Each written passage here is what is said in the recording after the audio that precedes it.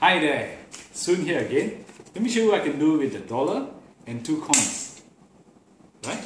I have 2 coins here and a dollar bill. Let me just turn this dollar bill and hold it in my palm like this, right?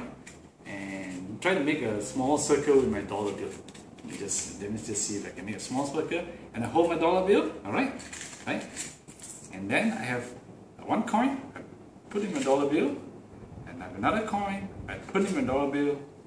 Just wave my hand over the dollar bill and then I slowly pull out my dollar bill, see what happens. Pull it out, and then I pull it out, and voila! See? I don't have anything here, My coins have disappeared. It's magically disappeared.